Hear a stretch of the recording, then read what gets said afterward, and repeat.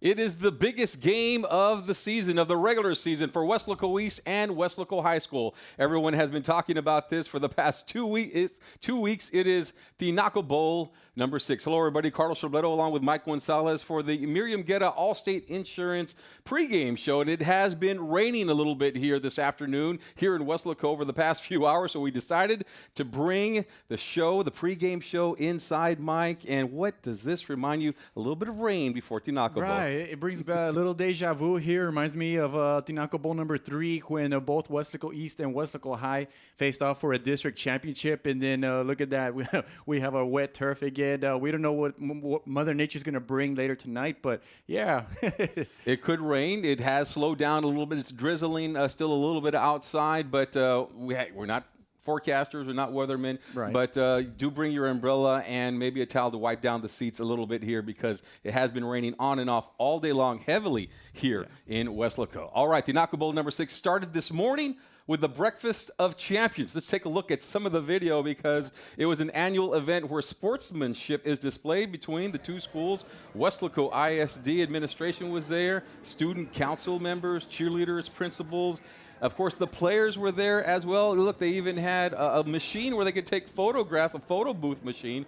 The coaches did meet for a handshake, and then, of course, the players also took part in all that. It was a show that Weslaco is one community.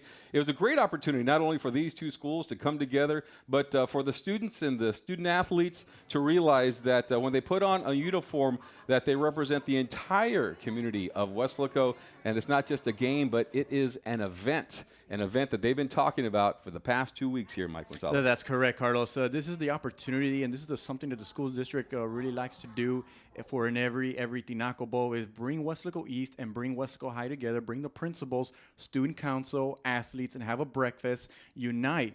You know, keep in mind that we're one town, one city, and that's what it's all about. And it was great to see everybody shaking hands. It's good to see some smiles of some of these athletes' faces because in the end, that's what it's all about. It's about one town and one community. You know, for 2.5 hours, you know, it's going to be very competitive down there, and one team is going to win, one team is going to lose. But yeah, it was great to see that, and you know, it looked like everybody had a great time. It was a lot of fun for both the schools, the principals, and of course administration and the head coaches as well. All right, well, speaking of the coaches, Coach Salinas and Coach Burgett, they have actually faced each other before, even though this is only Coach Salinas' first time here in Weslaco. Remember last year, the game? Let's take a look at that game from last year. It was Edinburgh Vela taking on Weslaco East, and that is Roy Pedraza scoring a touchdown right there as they score to go ahead in the contest. But Vela, they came right back, drove down the field, and they tied the game at 28. We thought we were going to go into overtime because it was late in the game, late in the fourth quarter at that point. But Weslaco East, they got the ball in good field position, and they gave it to J.C. Vargas. And it looked like with this play right here, he was going to go all the way to the house. He just steps out of bounds, and that would set up Orlando Fuentes. They call him Chucky, and from 39 yards away, he nails it right down the middle, and it was Weslaco East beating Edinburgh Vela by a score of 31-28. So these two coaches have faced each other before. Maybe a little bit of advantage for one or the other because Weslaco East has seen the style of offense that Coach Salinas brings. Probably more for Weslaco East because they have the players still. Majority of them are back from last year. Mm-hmm. And so, yeah, they had that one game to get familiar with Coach Salinas' system. I don't think these two played each other in non-district play while Coach Salinas was at Edinburgh Vela. And who would have thought that this was Michael Salinas' last game at Edinburgh Vela? Now he's here at Weslaco High, starting a new program with a young team. And so, yeah, that's the only familiarity that they have from each other, but advantage Weslaco East if you ask me. Yeah, and it also helps the coaches from Weslaco High School as well. A lot of them have come over from Edinburgh Vela, so they've seen Weslaco East at least one time, and they've seen those players that are seniors this year. All right, so who is the favorite in this game? Well, It's got to be Weslaco East. Yeah. If you take a look at everything that has transpired over the past year, after what Weslaco East did last year, going 3 deep into the playoffs, they have a bunch of seniors that are coming back. They have the big 3, and look what they have done in the games that have led up to this contest. 62-0 over Sherryland. They did lose to McCallum Memorial 28-14, but they had 6 turnovers in that game. It's a team that does not turn the ball over. And then they beat Edinburgh Economides 56-14. They have have the momentum, and then everybody in the Rio Grande Valley, if you take a look at predictions from the media, they are picking Weslaco East, Mike. And rightfully so. I mean, we all knew during the preseason that the Wildcats were going to have a lot coming back. So they had a lot of lettermen, a lot of starters. So therefore, they had the experience, a team that went 3 deep. And so, yes, they got off to a great start against Sharyland. And then against McAllen Memorial, things didn't work out. They may have had 6 turnovers. That will always come back to haunt you. And then they rebounded against Edinburgh Economides. And, so that's why they come in here with a lot of momentum, 2 weeks to prepare. Now, if Weslaco East is a favorite, we do have some good news about the Weslaco Panthers. They're a team that is up and coming. Yes, they have played well in their 2 games. They've only played in a couple of games, and Jacob Cavazos has been one of those players. Let's take a look first at what they have done here, and this is Weslaco versus George Rance. That game was canceled. That was going to be in the Houston area, but because of Hurricane Harvey, canceled. They have 2 games then that they've worked with. They played against San Antonio Marshall. They win that game 27-21. They matured a lot. They showed a lot in that game. We got to see some of those players, and then they lose to Mercedes 2 weeks ago, not last week, but 2 weeks ago, 21-20. But that's a game where they were looking good.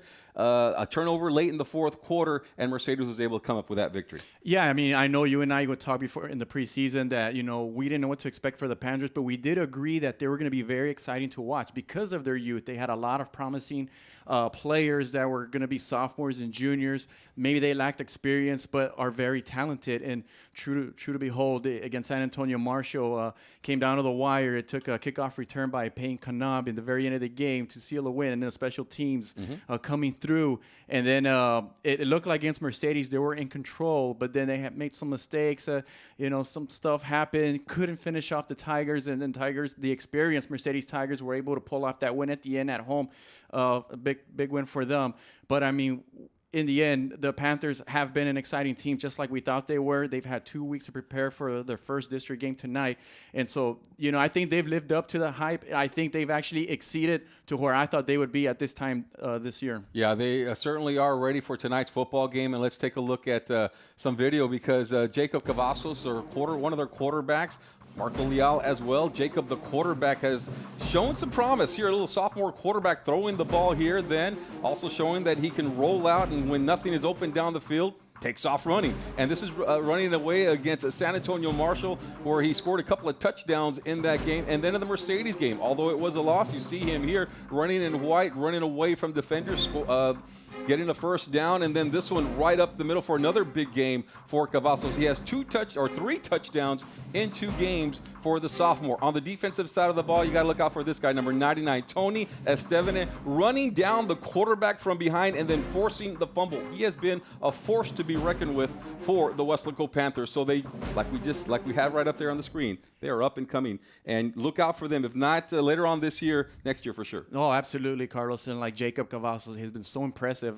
Even though he has no varsity experience, and last year as a freshman got injured, he didn't play hardly any freshman football either. He just comes in and makes things look easy. I mean, it hasn't been easy, I know, but he kind of has that it factor where, hey, if you give me the ball, things will happen. And he's a very smart, intelligent guy. Comes from his parents, Jaime Cavazos. I went to high school with him. A great track star, a great basketball player. His mother, Katie, also a great track star player. And they were always in the top in their class. So what does that show? It shows that he's very smart, has brains, very intelligent. And their son, Jacob, is showing it thus far. And as far as Tony Esteban, a brilliant defensive end, doesn't give up on plays. And makes great plays. He stripped the fumble we saw there in the highlight. And, he's part of that D-line that's part of the future, I think. All right. Well, genetics certainly playing a role for Mr. Cavazos. Now, if you take a look at Weslaco East, they're still led by the big 3. If you take a look, you got Roy Pedraza, you got Richard Lefevre, you got J.C. Vargas. These are players that have been with the team, for the past 3 years now. J.C. is a 4-year starter. Right. A lot of people say Weslaco East has a lot of talent, and they do, because there are other players behind them, but they are certainly the stars of this football team. They'll be the first to tell you that, hey, there's no INT, it's everybody, and rightfully so. I mean, the other guys have done an outstanding job doing the roles, but it really starts with those 3. You can call them the triplets, the trio, the threesome, whatever it is. I went back, Carlos, and looked at the numbers. They've produced 1,397 yards in the 3 games of total offense. They've been responsible for 66% of it. So that shows you that if it's not Richard, it's either JC or Roy doing something, whether it's running the football or JC making plays as a receiver. receiver, and don't forget he plays the special teams and defense. All right, so the matchup in this game tonight, the Naco Bowl number 6, Weslaco East is the favorite. What do they have to do to win the game, Mike? Well, it's very simple for Weslaco East. They've proven to us that when they don't turn the ball over, they can rack up over 500 yards of offense and score over 50 points per game. And so with that said, after that, all they got to do is play Wildcat football. And what do? Out-hit you.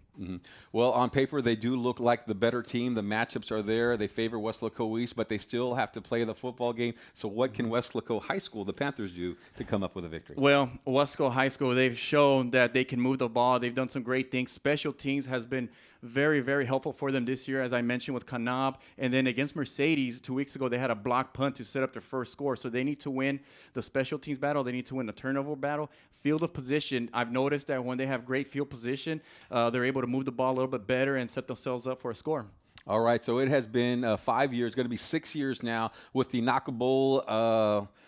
Sixth with the Naco Bowl contest here at Bobby Lackey Stadium. And Weslaco High actually leads the series 3-2. How did we get here? Well, Mike Gonzalez, this man right here, takes a look at, we rewind the Naco Bowl. Let's take a look at that package. Let's take a look back at the brief history that is the Naco Bowl. Marked on our calendars a long In front of a complete sellout crowd, Weslaco East dominates Weslaco High behind a punishing defense, which allows only 61 yards of total offense. The Wildcats ground game did the rest, led by Saul Cuellar. Little brother takes the inaugural matchup 24-0. But the Panthers would rebound in the Naco Bowl 2 behind a sound ball control offense led by Eric Gonzalez.